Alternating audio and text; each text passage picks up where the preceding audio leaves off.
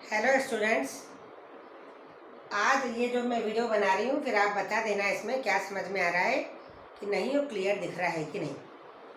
अब आपके जो मोबाइल की क्वालिटी उसको भी आपको थोड़ा सा बढ़ाना पड़ेगा, तब आपको ये अच्छी तरह से दिख जाएगा।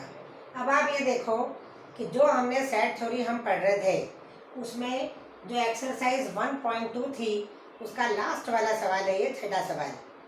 अब आप इसमें देखो, सिलेक्ट इक्वल सेट्स को अपने को सिलेक्ट करना है। ये जो 6 सेट दिए उसके हिसाब से यहाँ देखिए आप, a बराबर 2 4 8 12, 2 4 8 12 कहीं पर भी नहीं लिखा है। यहाँ पर ये देखो, यहाँ पे 4 8 12 और 14 हो गया, तो ये तो इसके बराबर नहीं हो सकता है ना। अब a मतलब किसी के भी बराबर नहीं है, ये h तक के सेट दिए गए हैं। जरा b को अपन देखें, 1 2 3 4, तो यहाँ पर ये जो d है वो 3 1 4 2। वास्तव में सेट में एलिमेंट्स को अपन इधर उधर लिख सकते हैं, लेकिन एलिमेंट्स वही होना चाहिए। एलिमेंट्स को चाहे हम डबल लिखेंगे, 3 3 डबल भी आ गया तो भी अपन ये b और d इक्वल मानेंगे। तो यहाँ पर b और d क्या हो गए, इक्वल। चाहे वो 3 को आगे लिख दिया है तो 3 1 4 2। अब अपन यहाँ देखें, ये 0 a वाला तो कोई भी नहीं है, तो ये f के बराबर तो कोई भी नहीं है। अब अपन h बराबर 0 1 देखें तो 0 1 इसके अलावा कोई भी नहीं है, तो h के बराबर भी कोई नहीं है। अब अपन यहाँ देखें e और g को, e बराबर -1 1 और g बराबर है 1 -1। ये इसमें उल्टा लिखा है इसका, तो भी ये दोनों e और g क्या हो गए, बराबर सेट कहलाएंगे। तो इक्वल सेट इसमें सिर्फ ये दो ही रहेंगे। अब अपन आगे देखें,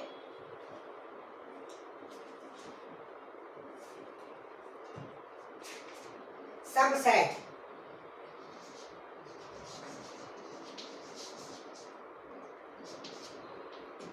सब सेट किसको बोलते हैं? मान लो एक सेट है A और वो है अपने क्लॉथ मार्केट कन्या विद्यालय की सारी गर्ल्स का सेट, ठीक है। और जो B सेट है वो है क्लास 11th C की गर्ल्स का सेट, क्लॉथ मार्केट कन्या विद्यालय की क्लास 11th C की सारी गर्ल्स का सेट। तो हम देखेंगे कि ये जो सारी गर्ल्स हैं, मतलब B सेट का प्रत्येक एलिमेंट A का भी एलिमेंट है, क्योंकि क्लास 11 C की जितनी भी लड़कियां हैं वो सब स्कूल की के स्टूडेंट्स भी हैं।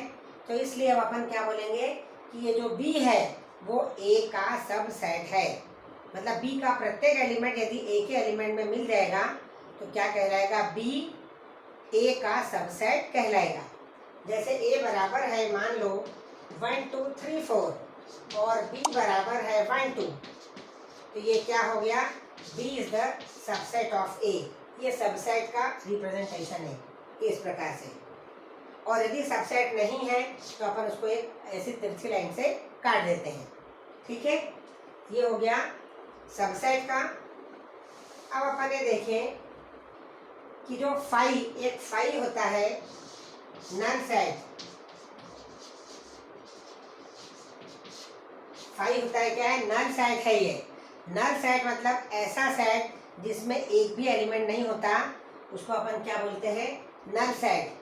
नल सेट का रिप्रेजेंटेशन एक तो ये फाई है, इसको ऐसा करके अपने को ये सीधी लाइन ऐसा कर दें तो ये फाई सेट बन जाता है। इसको अपन इस प्रकार से भी अपन डिनोट कर सकते हैं, एक सेट बनाया और उसको खाली रखा। सेट को हमेशा यही वाला ब्रैकेट, मिडिल ब्रैकेट चाहिए। इसमें सेट को न तो कभी ये वाला चाहिए और न ही बड़ा वाला ब्रैकेट चाहिए। सेट के रिप्रेजेंटेशन में हमेशा यही वाला सेट काम आता है। नल सेट को रिप्रेजेंट करने में इसके अंदर यदि फाई लिखना है तो ये गलत हो जाएगा। ये क्या है, ये गलत है, क्योंकि इस क्या हो गया, सेट के अंदर फाई आ गया है, मतलब एक एलिमेंट आ गया है, तो ये नल सेट का रिप्रेजेंटेशन नहीं है। या तो ऐसा होगा और या ये खाली होगा, ठीक है। अब हम देखें कि जो नल सेट है वो हर एलिमेंट का सबसेट है। मतलब ये एक नल सेट है, इसमें एक भी एलिमेंट नहीं है, तो हम ये मानते हैं कि इसका हर एलिमेंट A के अंदर है। तो हम क्या मानेंगे, phi is the subset of every set. Five is the subset of every set. क्या किया, फाइव क्या होगा, हर एलिमेंट का सबसेट कहलाएगा। और दूसरी बात, हर सेट खुद का ही सबसेट होता है। हर सेट खुद का भी क्या होता है, वो सबसेट होता है। मतलब ये मानते हैं कि ए के प्रत्येक एलिमेंट ए में है, तो ए is the subset of A.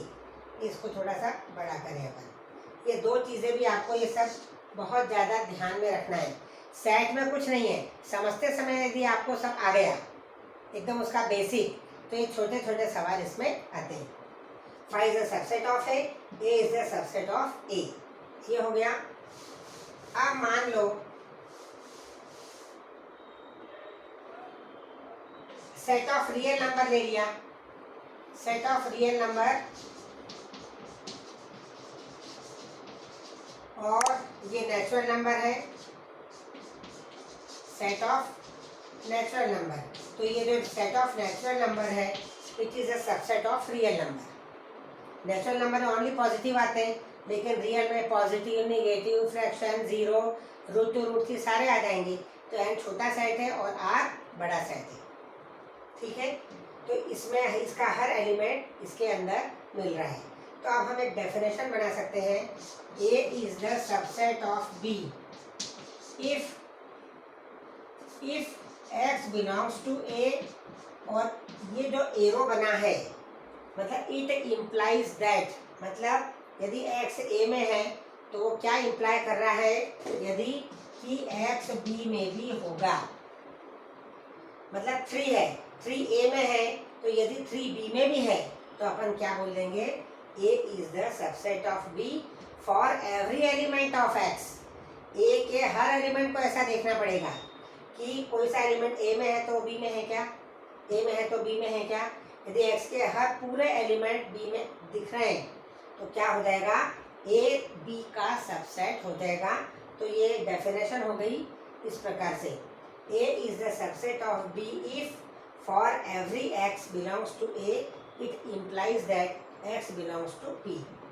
For every के लिए अपन ऐसा लिख सकते हैं, इफ फॉर एवरी, ठीक है, for every X belongs to A it implies that. ये एरो को अपन क्या बोलते हैं, it implies that for every X belongs to ए।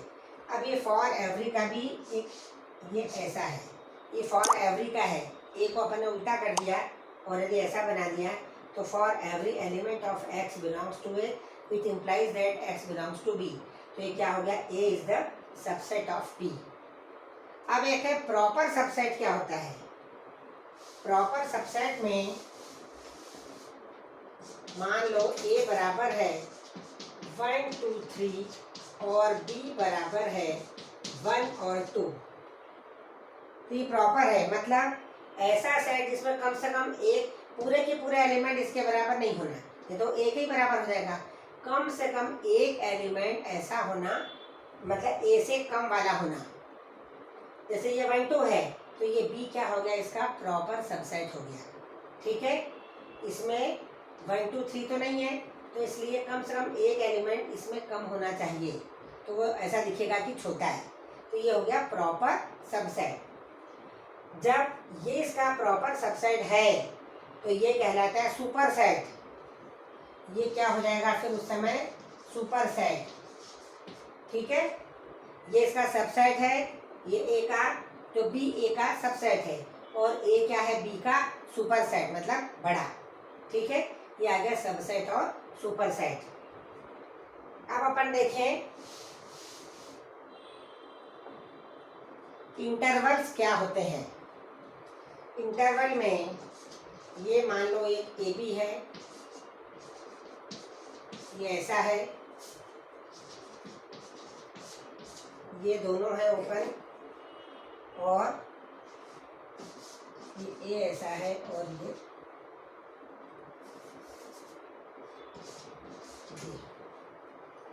ये 4 प्रकार के इंटरवल्स हैं।